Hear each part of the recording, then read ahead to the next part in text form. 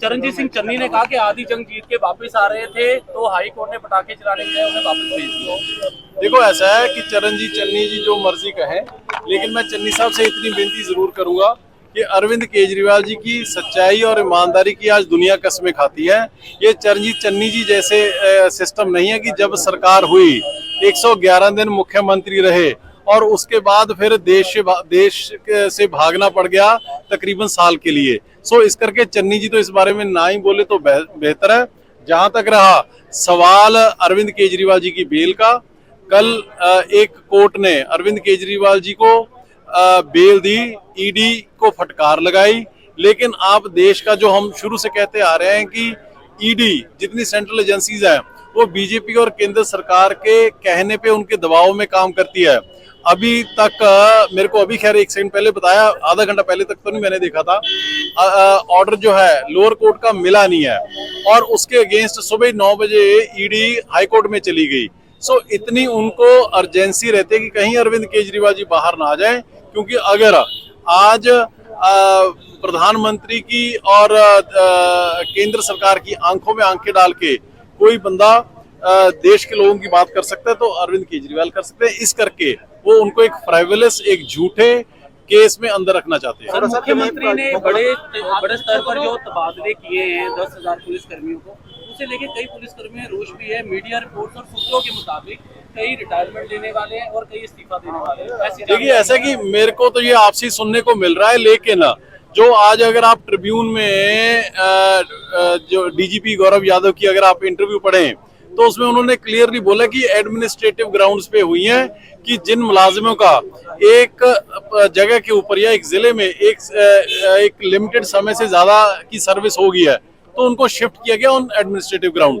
बाकी मेरे को इसमें ज्यादा, क्योंकि ये होम डिपार्टमेंट सीएम के साहब के पास है और डायरेक्टली डीजीपी डील करते हैं, लेकिन मैं ये कह सकता हूँ कि जो बदलियां हुई है वो एडमिनिस्ट्रेटिव ग्राउंड पे हुई है और उसके बारे में जो कोई भी फैसला होगा मुख्यमंत्री खुद आप को लेकर भी बात की गई है उनकी तरफ से कि कुछ काली भेड़े हैं जिन्हें पकड़ा जाएगा, लेकिन विपक्ष कह रहा है कि इनकी पार्टी में कुछ ऐसी काली भेड़े पहले नहीं।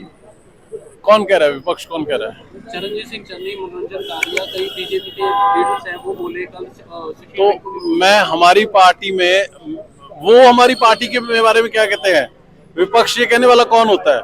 नंबर 1, हमारी पार्टी में जिस दिन से इलेक्शन चली थी या जिस दिन से रिजल्ट आया है, आपने किसी एक भी बड़े छोटे लीडर के मुंह से सुना कि हमें भीतर में से किसी ने हराया है?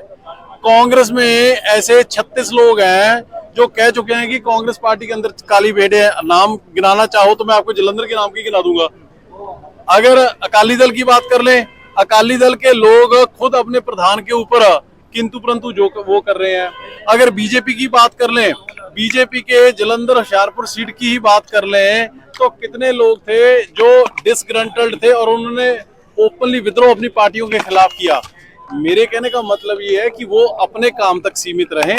हमें हमारी पार्टी कैसे चलानी है वो हम देखेंगे। कृपा करके अब दूसरे के घर में तांग झांक करने की बजाय अपने काम तक मतलब नशे ਦੇ ਮੁੱਦੇ ਜਿਹੜੇ ਆਪਣੇ ਨਸ਼ੇ ਦੇ ਮੁੱਦੇ ਤੇ ਜਿਹੜੇ ਆ ਤੁਹਾਡੇ ਆਪਣੇ ਲੀਡਰ ਉਹਨਾਂ ਕੋਲ ਜਿਹੜੇ ਗੱਲਾਂ ਕਹੀ ਗਈ ਸੀ ਤੁਸੀਂ ਵੀ ਦੇਖੀ ਹੋਗੀ ਉਸ ਬਾਰੇ ਕੀ ਕਹਿਣਾ? देखो इस तरह है कि मेरी गल समझो एक मिनट, नशा ਜਿਹੜਾ ਉਹ ਕੋਹੜ ਹੈ, ਉਹ ਕੈਂਸਰ ਹੈ।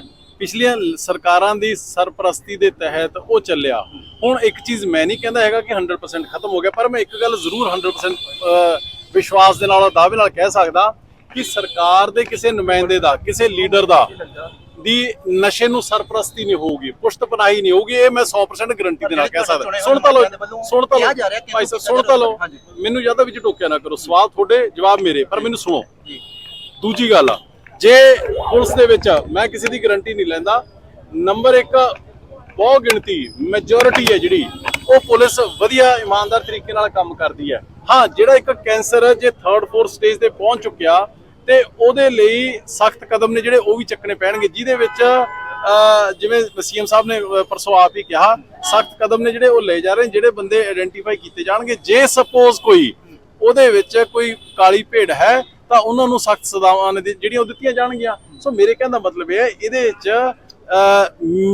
ਇਕੱਲੇ ਸਰਕਾਰ ਨੂੰ ਨਹੀਂ ਜੀ, ਮੀਡੀਆ ਨੂੰ, ਆਮ ਲੋਕਾਂ ਨੂੰ, ਸੋਸਾਇਟੀ, ਜਦੋਂ ਤੱਕ ਭਾਈ ਸਾਹਿਬ ਆਪਾਂ ਸਾਰੇ ਦੇ ਸਾਰੇ ਮੋਢੇ ਨਾਲ ਮੋਢਾ ਨਹੀਂ ਜੋੜਾਂਗੇ, ਹੱਥ 'ਚ ਹੱਥ ਨਹੀਂ ਪਾਵਾਂਗੇ, ਉਦੋਂ ਤੱਕ ਇਹ ਜਿਹੜੇ ਕੋਡ ਨੇ, ਚਾਹੇ ਉਹ ਕਰਪਸ਼ਨ ਦਾ ਹੈ, ਚਾਹੇ ਉਹ ਨਸ਼ੇ ਦਾ ਹੈ, ਚਾਹੇ ਉਹ ਬਾਕੀ ਬੁਰਾਈਆਂ ਨੇ, ਉਹ ਖਤਮ ਨਹੀਂ ਹੋ ਸਕਦੀਆਂ ਸਮਾਜ ਦੇ ਵਿੱਚੋਂ। ਇਹ ਸਾਰਿਆਂ ਨੂੰ ਆਪਾਂ ਨੂੰ ਮੋਢੇ ਨਾਲ ਮੋਢਾ ਜੋੜਨਾ ਪਊਗਾ। ਵਿਜੇ ਪ੍ਰਤਾਪ ਸਿੰਘ ਕਿਵੇਂ ਦੇਖੋ, ਲਗਾਤਾਰ ਕਸ਼ਟ ਕਰਦੇ ਜਾ ਰਹੇ ਨੇ, ਉਹਨਾਂ ਦੇ ਬਾਰੇ ਦੇਖੋ ਉਹਨਾਂ ਬਾਰੇ ਮੇਰੀ ਉਹਨਾਂ ਨਾਲ ਪੈਸਾ ਇਸ ਬਾਰੇ ਕੋਈ ਗੱਲ ਨਹੀਂ ਹੋਈ ਹੈਗੀ।